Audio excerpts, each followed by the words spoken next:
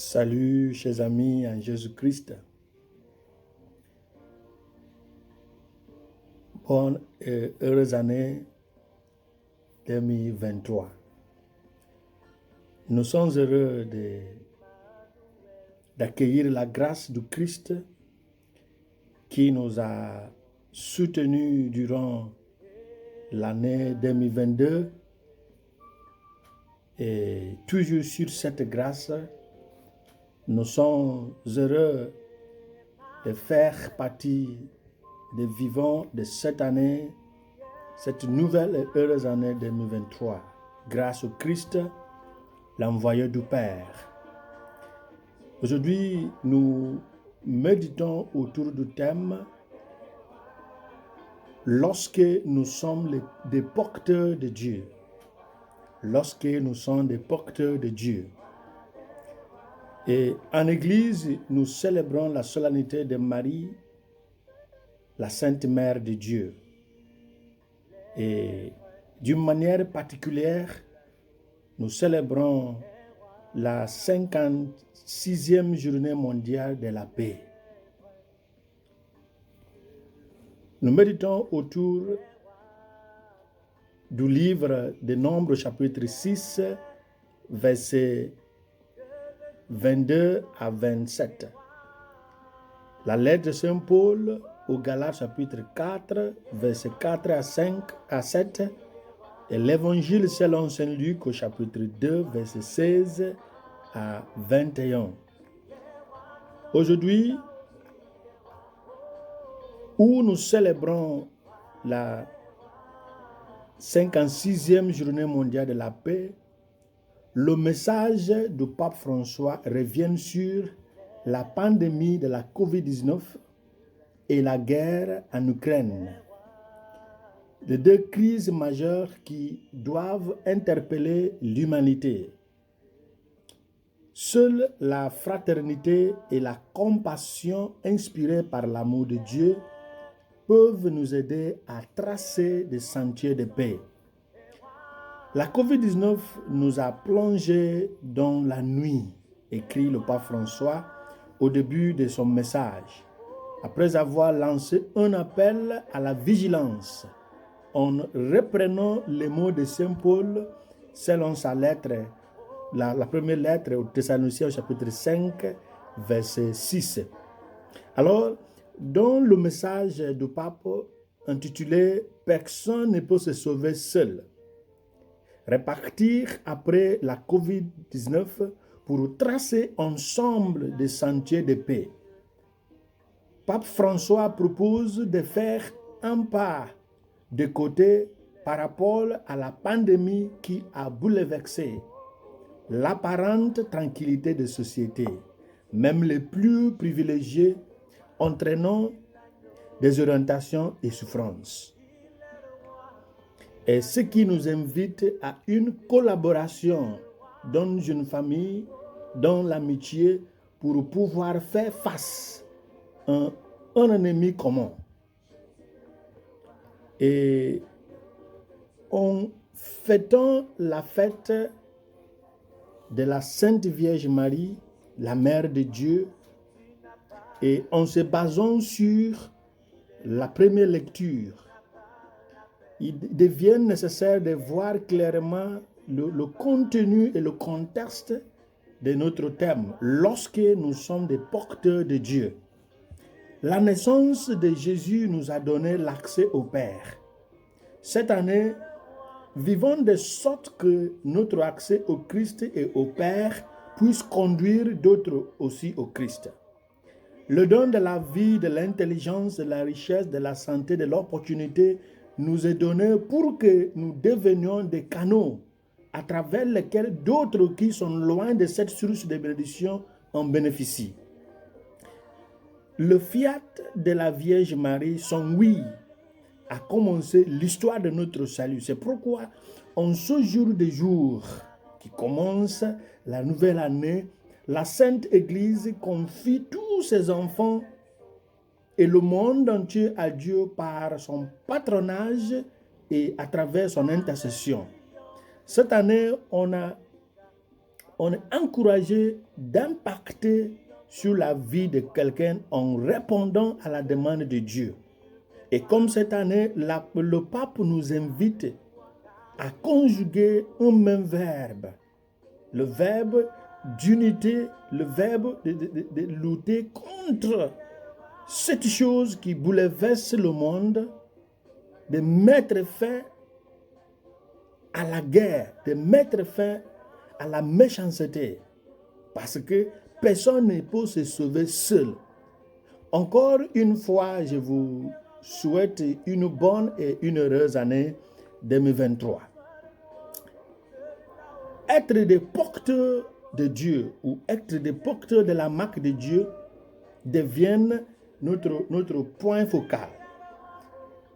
Parce qu'il opérait dans une alliance totale avec le mandat divin et avec une sainte commission. Saint Paul disait, « Désormais que personne ne me trouble car je porte sur mon corps les blessures, les marques, les cicatrices, si vous voulez, de notre Seigneur Jésus-Christ. » Confère Galates 6, verset 17. Maintenant, puisque nous ne pouvons pas bien commencer, bien marcher, bien nous lancer, ni porter du fruit, ni annoncer la bonne nouvelle de Noël, le mystère de l'incarnation, par nos propres forces. L'Église, en ce jour, nous dote du rayonnement de la main de Dieu qui se lève pour nous imposer la bénédiction de Dieu. Dans la tradition de quelques pays africains, le père de la famille introduit le membre de la famille à un nouveau jour, ou bien à une nouvelle saison, ou bien à une nouvelle année, à travers des séries de prières en invoquant les ancêtres pour la bénédiction des membres de la famille ou de la communauté. Et aussi, cette bénédiction est pour la prévention du mal imminent. En ce jour, l'Église conduit ses enfants à la nouvelle année 2023, comme d'habitude, avec des bénédictions conformément aux traditions de Nombres, chapitre 6, versets 22 à 27.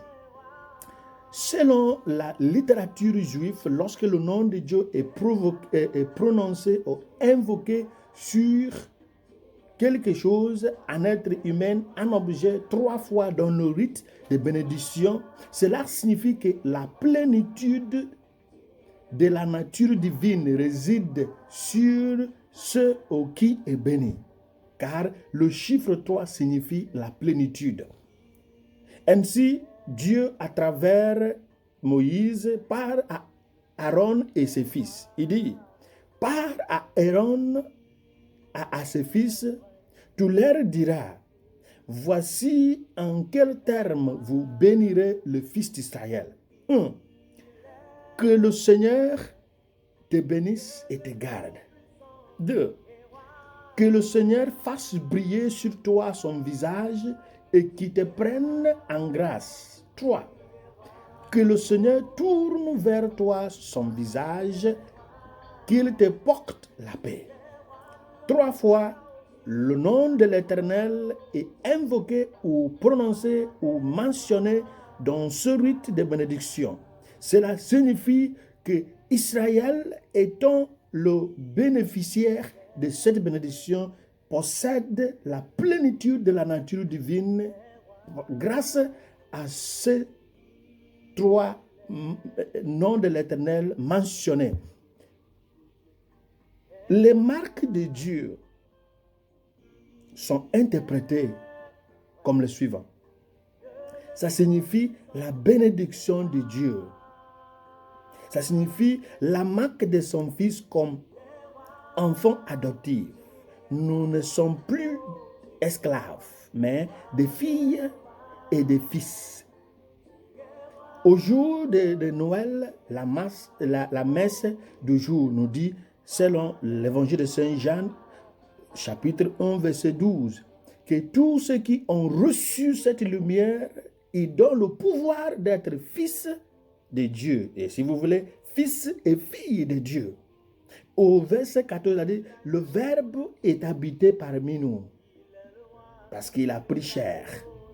Alors, cette marque de Dieu signifie le droit de s'adresser à Dieu comme Père, Abba Père, selon l'évangile de l'adoption de Saint Paul dans sa lettre aux Romains chapitre 8. Nous avons aussi le Saint-Esprit de Dieu. Ça fait partie de cette marque de Dieu, étant des porteurs et des porteuses de Dieu, grâce à sa bénédiction. Et aussi, nous devenions co-héritiers avec le Christ. Avec ces marques de Dieu, nous devenions imprévisibles par la force humaine ou spirituelle impie, parce que nous portons sur nous l'influence de la nature divine. Avec Dieu comme notre Père, grâce à cette bénédiction qui commence l'année, nous devenions indestructibles parce que nous portons ses empreintes. Donc, cette nouvelle année, nous opérons en tant que des victors, des tisseurs de liens, des transmetteurs de grâce, des veilleurs, des intercesseurs, parce que la main de Dieu qui s'élève, qui a été levée sur nous, est essentiellement pour la bénédiction. Et la bénédiction signifie le transfert des forces, le transfert de la grâce divine. Il faut souligner que cela est arrivé à la plérome, à la plénitude de temps, selon Galates chapitre 4, versets 4 et 5.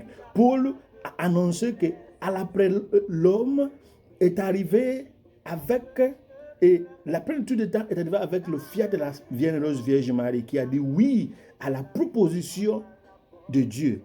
Avec l'huile de la bénédiction répandue sur nous, qui peut nous empêcher d'accéder à cette expérience de bénédiction répandue sur nous.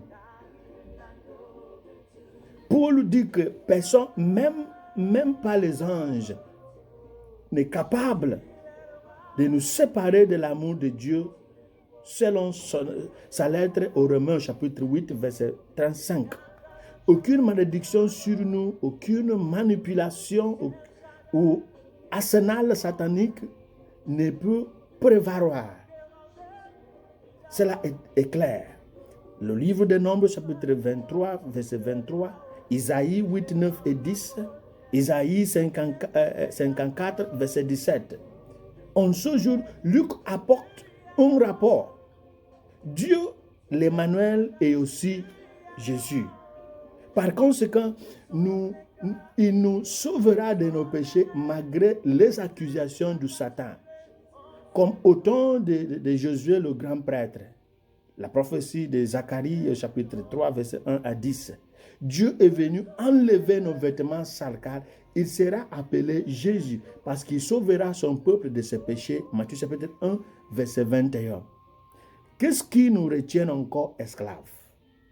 Il nous invite à nous lever et de briller. Réjouissons-nous dans une vie renouvelée. C'est une nouvelle année, une nouvelle vie et un nouveau commencement parce que la main de Dieu levée sur nous est essentiellement la main qui nous rend des gens bénis. Bien que nous souhaitons recevoir la bénédiction spéciale cette année, il ne faut pas oublier que une nouvelle année, une nouvelle force, une nouvelle bénédiction viennent avec de nouveaux défis. Alors, implorons la grâce de Jésus par l'intercession de la Sainte Vierge Marie afin qu'il nous accorde la force d'affronter ces nouveaux défis sans perdre le sens de notre foi chrétienne. Qui nous donne la grâce, qui nous accueille et nous donne la bénédiction conformément aux défis de cette nouvelle année, heureuse année, joyeuse année 2023 et qui nous bénisse au nom du Père et du Fils et du Saint-Esprit. Amen.